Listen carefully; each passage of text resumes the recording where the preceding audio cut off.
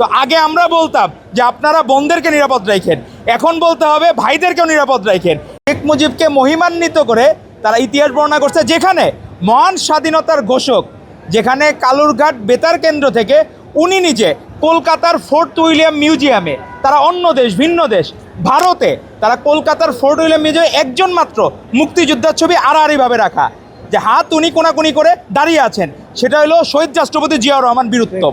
সেই মহান স্বাধীনতার ঘোষককে বাদ দিয়ে যারা গতকাল আলোকচিত্র প্রদর্শনী করেছে, তারা ইতিহাসের পাতায় ৭১ সালের ভূমিকা নিয়ে যে বিতর্কিত ছিল, গতকাল সেটা আবারও প্রমাণিত হলো যে তারা সত্যিকার অর্থে ৭১কে ধারণ করে না।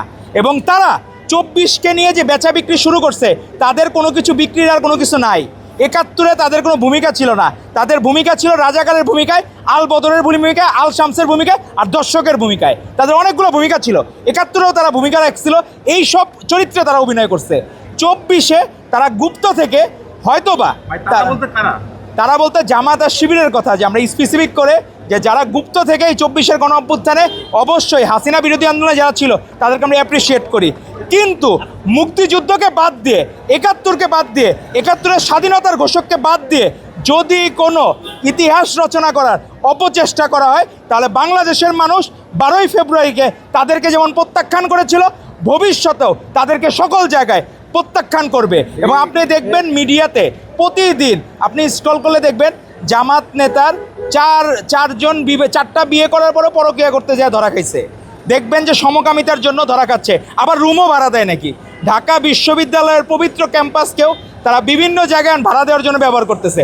তো আগে আমরা বলতাম যে আপনারা বোনদেরকে নিরাপদ রাখেন, এখন বলতে হবে ভাইদেরকেও নিরাপদ রাখেন। এখন আমাদের বোন ভাই কেউই জামাত শিবিরের কাছে নিরাপদ না। তো আমরা সকলকে অনুরোধ করব, গতকাল যে ইতিহাস বিকৃতি ঘটেছে, এখানে ইতিহাসের চরম বিকৃতি ঘটেছে।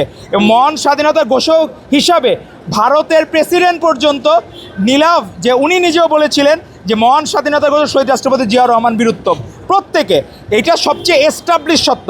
আপনারা যে মুনাফিক, এটা বাংলাদেশের মানুষ জানে। এটা বারবার আলোকচিত্র প্রদর্শনী করে ৭১কে বিকৃত করে, ৭১কে হাসিনা বিকৃত করত। আপনাদের সাথে মনে হয় যে হাসিনার প্রেতাত্মা ডাক্তার শফিক সাহেবদের উপর ভর করেছে। এই ধরনের ইতিহাস চর্চা বাংলাদেশের মানুষ আর দেখতে চায় না। ভবিষ্যতে আমরা চাবো সত্যিকার অর্থেই তারা যদি বাংলাদেশকে ধারণ করে, তাহলে ৭১-এর সত্যিকার ইতিহাস জনগণের সামনে তুলে ধরবে, নাহলে বাংলাদেশের মানুষ তাদেরকে আস্থা করে ফেলে দেবে। ধন্যবাদ আপনাদেরকে।